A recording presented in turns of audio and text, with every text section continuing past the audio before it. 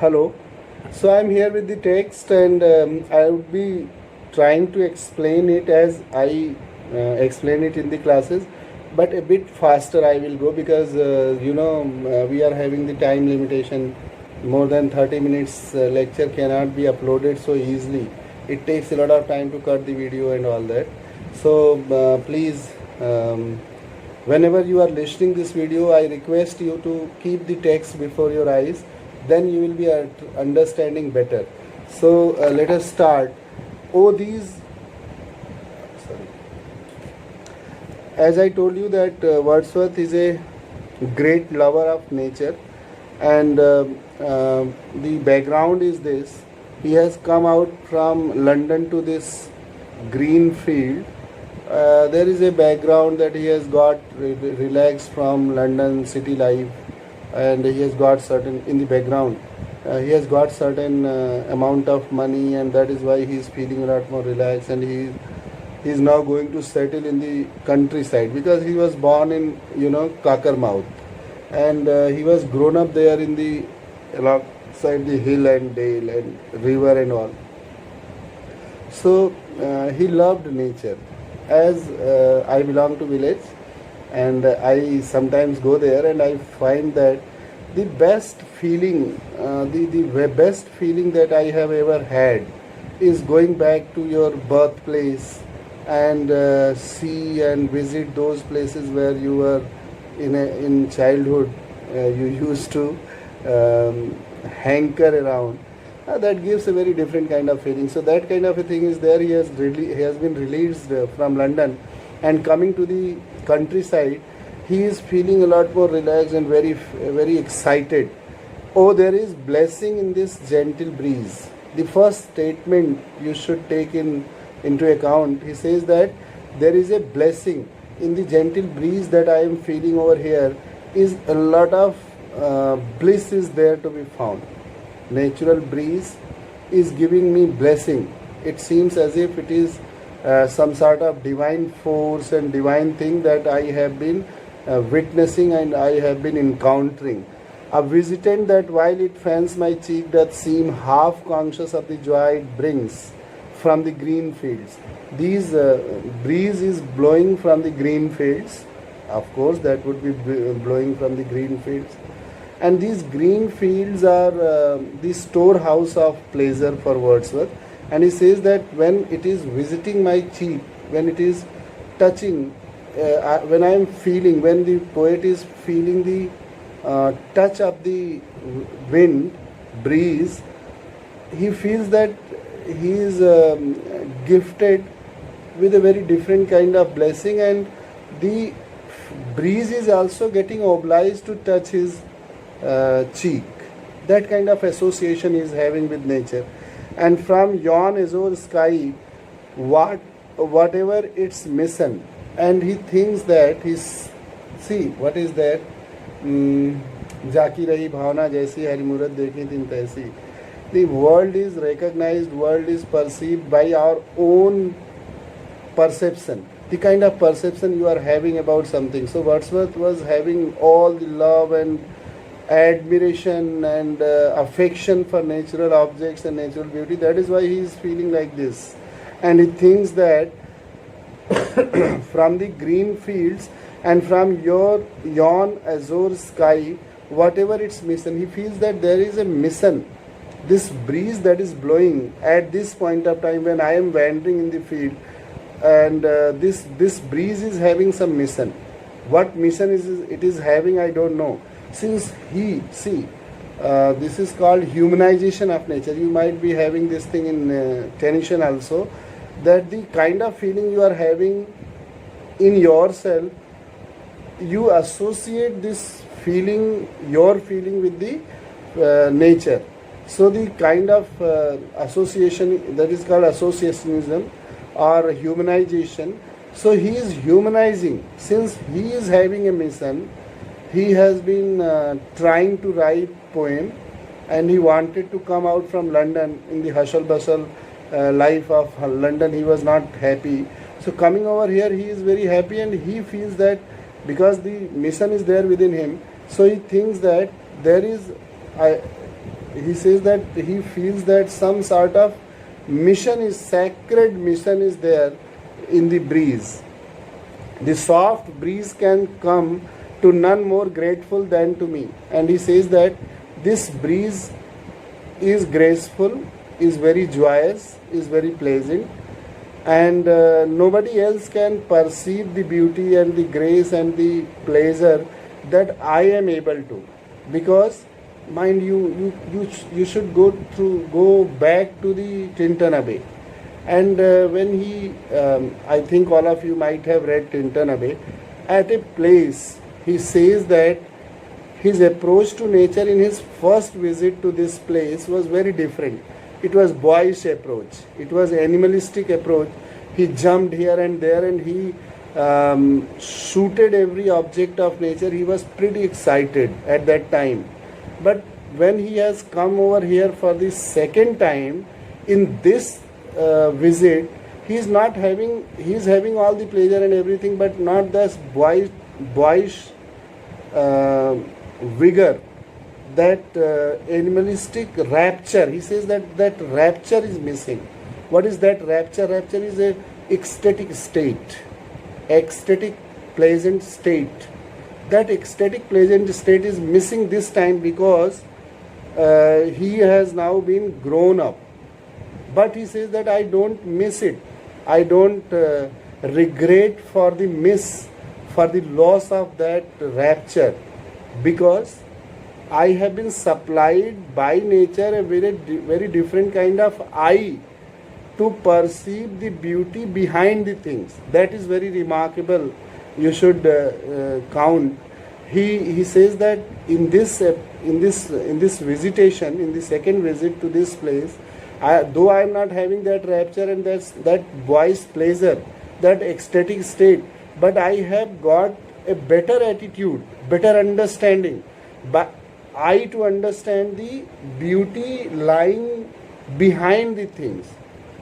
What is earlier he was able to perceive the beauty which was outward beauty. Now in the second visit he is able to perceive the beauty that is behind the things, means the hidden mystical beauty of nature he is able to perceive. So that kind of thing is there. Soft breeze can come to none more grateful than to me, because he is having that understanding. It's a matter of understanding.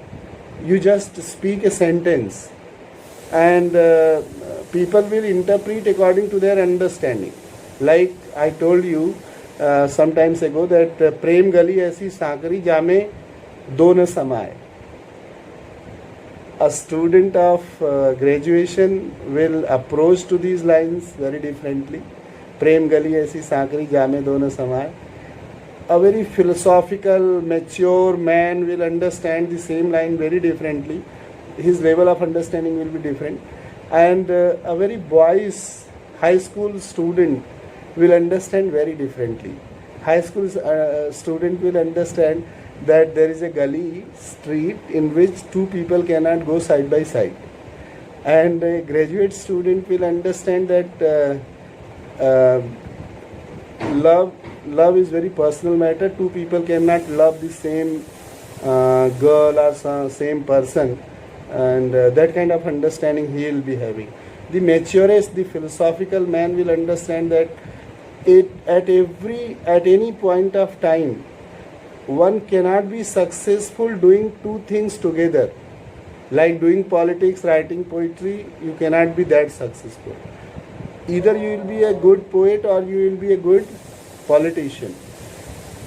Either you will be a good radical thinker, or means at any point of time two things cannot be justified. One cannot justify his role in two places, two roles. One role is given to us by God. We try to adopt the second role, but we miserably fail there. Whoever has tried, one who has been assigned by God the role of politician, he will be a politician. One who is assigned the role of a teacher, he will be a teacher. And one who tries to do the both, he miserably fails in one. So that is the understanding. More This is my understanding, but if you go and ask a greater man, greater scholar, he might interpret it in different way also. So he says that to none more grateful than to me. So the breeze that is blowing is very grateful to me. Can come to none more grateful. The breeze that is giving pleasure, the recognition of that pleasure is to me greater than to anybody else, because I am having that sort of understanding and that sort of rapport with nature, because I have developed that rapport and understanding with nature. So this breeze, soft breeze, is giving me more pleasure. Nobody can else enjoy the blowing of the breeze more than me. Escaped from the vast city where I long had pined, a discontented sojourner. This is very significant. He says that I have escaped, I have become a fugitive, I have run away from the tight scheduled city life, from the vast city, London, where I long had pined. I had been longing, I had been striving for getting released from the tight schedule of the city. A discontented sojourner. There I was a discontented, dissatisfied dweller in the city. Now free. Now I am feeling very free. I am feeling that I have been blessed with freedom. This is a kind of self-made freedom, because we are living here in the city. We are having plenty of obligation. Video बनाना है and ये करना वो करना है, दुनिया भर की काम है. Suppose we go outside on the vacation. There we don't have any schedule to follow. So that kind of freedom and liberty he is feeling coming to this place, free as a bird to settle where I will. And this freedom, the idea of freedom, is very dear to all of us. There is a dialogue by Draupadi. She says that स्वतंत्रता मन का स्वभाव है. स्वतंत्रता मन का स्वभाव है. This statement appealed me a lot, and I became a great fan of it. स्वतंत्रता मन का स्वभाव है. So he is enjoying that pleasure, free as a bird to say. He says that I am free here to settle on any place. There is no assigned or registered flat in which I have to live. Go to city, you will have to book some room, some flat, some residence, and you cannot go beyond that, right? But here in the village, in the forest, there is no limit, there is no bondage, there is no restriction. He can go and live anywhere. What dwelling shall receive me? What dwelling shall receive me means where I will dwell. In what vale shall be my harbor? Where I will be harboring, staying. There is no limit. I have got plenty of choices. Wherever I wish, I can go and settle down. There is no problem. Underneath what grove shall I take up my home? What grove is there where I go to make my home? And what clear stream shall with its murmur lull me into rest? It is up to me where I have to stay, and near what stream I am going to be lulled to rest. So these poets are very different people. I told you that he is a great admirer of the beauty of nature and the object of nature, and he finds a lot of pleasure when he is nearby a stream, jharna, and he says that I will rest there, and the stream will murmur. By its murmuring sound, musical cataract sound will be produced, and that will lull me to rest. Lull me to rest. Thapki de ke sulayega. The earth is all before me. The entire earth is before me, and I am having freedom to get settled anywhere. There is no choice, there is no limitation. With a heart joyous, not sacred at its own liberty, I am having a heart that is full of joy, pleasure, nor sacred at its own liberty. My heart is having its own liberty, not scared at its own liberty. I'm enjoying and I'm not scared at all about the liberty. I look about and should be chosen guide. Be nothing better than a wandering cloud. Cloud would be guiding me. My steps here will be guided by cloud. That is very important. I cannot miss my way. See the faith of Wordsworth, the trust. We say that we must be having mutual trust to our friend, to our companion, to our life partner. We say that we should be having mutual trust. And Wordsworth is having the trust of nature. And he says that I am pretty sure that the cloud, wandering cloud that is guiding my step, I will not miss, I will not be mistaken, because my steps are being guided by cloud, and cloud is a natural entity. So nature cannot, at one place he has said that nature doth not betray the heart it loves. He knows that he loves cloud, he knows that he loves breeze, and these objects are not going to cheat him, they will not deceive him. So I cannot miss my way. What is his way? Mind you, he is pointing out that I cannot miss this opportunity to compose a great song. It's not like I will be lost in the forest, miss my way. He says that what is my mission is to write a great poem coming over here, because I am having liberty. And I am pretty sure that when nature is guiding me, cloud is guiding my step, I will not miss that opportunity. I will surely be able to compose a great song. And he has composed this epic of 12 cantos, 7 cantos, right? So this way we can say the trust, the faith in nature. Trances of I breathe again, trances of thought and mountings of the mind come fast upon me. I am filled with thoughts, trances of thought and mountings of the mind come fast upon me. It is shaken off, that burden of my own unnatural self, the heavy weight of many a very day. So he says that here I am feeling a lot more comfortable. Thoughts are coming to me faster and thicker, and the heavy weight of many a very day. Living in the city, I was pinned up with the tight schedule, and I was very much tired and weary. Not mine, and such as were not made for me. City life is not made for me, and it was not my way of life. You can be here reminded of Byzantium and sailing to Byzantium of Yeats. There he says that this world, this life, this world does not suit me, because this is a world where young people are needed, full of passion.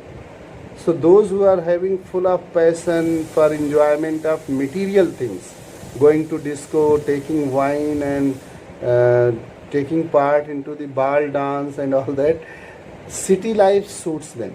But one who is in the habit of connecting with God and indulging into meditation, thinking about this life after this life, such kind of a person is not suitable person for living in city, right? So he says that that kind of schedule of London life was not meant for me. Long months of peace, he says that not mine, and such as were not made for me. I am not, neither I am made for that kind of life, nor that kind of life is made for me. I don't suit there.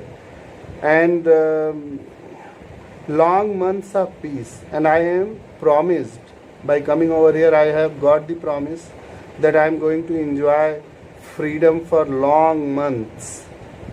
With any promises of human life, long months of ease and undisturbed delight. I will be having undisturbed delight over here, and many months I am going to be comfortable, are mine in prospect. Lots of time is there with me, and that time is a great prospect for me. That time is not something that is there just for getting passed away, because I told you that these people are great people, because they have made use of very good use of time. I asked one of my students, what are you doing nowadays? He said that we are not doing anything, sir. We are just spending time. Let the examination come, then we will start our study. But let me tell you, those people who are great people, they always keep on working. They, do you know, during the pandemic, Shakespeare has written most of his work, because from 90s to 1590s to 1606 there was time of pandemic. Every now and then there was some sort of epidemic in London, plague and all other things. And Milton's Paradise Lost is also written during the time of pandemic.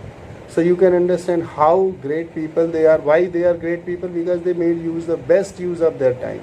We are not that great because we don't know the art of utilizing our time. Most of our time goes in waste. Eating, drinking, watching television, news, this and that, doing chatting, talking, all those nonsense things, right? So he is very conscious that he is going to make a good use of his time. Long months of ease and undisturbed delight are mine in prospect. Whither shall I turn?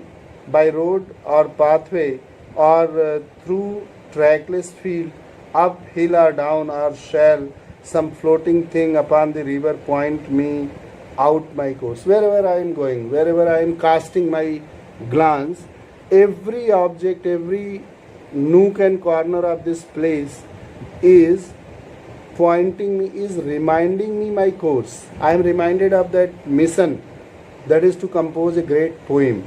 And I am very hopeful. Poet says that he is very hopeful. I will not be used by us because indirect narration mein kahenge. The poet is very hopeful that he is going to make a very good use of time. Dear Liberty, see, he is addressing dear Liberty. This is personification. Liberty is an abstract idea, but he is addressing it as if it is a person. Yet what would it avail but for a gift that consecrates the joy? Yet what would it avail but for a gift that consecrates the joy? For I, methought, while the sweet breath of heaven was blowing on my body, felt within a correspondent breeze that gently moved with quickening virtue, but is now become a tempest, a redundant energy. Earlier when I came over here, the gentle breeze was appearing to me like a quickening of virtue. My virtue, I was feeling that my virtues are quickening, getting doubled, but now that gentle breeze, that quickening of virtue has become a tempest. It is becoming more violent. That positivity, that strength, that pleasure in me is getting more powerful. A redundant energy. It is becoming redundant energy, tremendous energy, waxing its own creation. And it seems as if I am filled with a lot of enthusiasm and great positive thoughts, thanks to both and their congenial powers that while they join in breaking up a long continued frost, bring with them vernal promises, the hope of active days urged on by flying hours. So they are this time when I have come over here, in breaking up a long continued frost. Living in London, it was a kind of time that I was just as nature do not stir, do not move throughout the frost season. Snowfall is there and all the vegetation is under the ground. No vegetation is possible. Same way, living in London, there was no germination of idea in me, and it was a very depressing and very you can say inactive time that I spent over there. Bring with them vernal promises, but coming over here in breaking up a long continued frost, that long continued frost in active life that I lived in London is now broken up, and this time is giving me a lot of promise and hope of active days, that I will be active. He will be active in composing song, urged on by flying hours. Every flying hour is urging me pressing me hard, go forward, create something, create your great poem. Days of sweet leisure taxed with patient thought. These are the days of sweet leisure. I am having leisure. I am having no schedule to follow. Taxed with patient thought. Patient thought is there. Philosophical thought. Patient thought is here coming for philosophy. Lots of ideas are emerging in my mind, because good ideas can come to your mind when you are comfortable. Unless you are comfortable, secure and happy, good idea cannot come to you. And I can request the UGC that do something by which our teachers should be happy. When the teachers are happy, they teach better. I have felt it personally. If they are having some sort of problem in their personal life, that affects their working in the college. So, like the judges and all, teachers should be given the best kind of opportunity. But there should be some provision to check their progress also, not only giving them facility but also their output. So I feel like that. So he is feeling lots of pleasure over here, happiness, and that is why good ideas are emerging in his mind. Abstruse nor wanting punctual service high. And I am also I am always blessed by punctual service high is here coming for evening prayers, right? Matin and vespers of harmonious verse. Punctual service high, abstruse nor wanting punctual. So my philosophical thoughts, my pleasant state of mind, all of them are promising me prayers, evening prayers and philosophical ideas, and they are in a way motivating me that I would be able to compose a great song coming over here, and I will be able to make a very good use of this time, this leisure that I have got. So this way, this poem we have covered up to line number 40. Rest I will be talking later on. In 2-3 videos I will be compiling all the 300 lines, and after that we will stop. Thank you very much. Good night.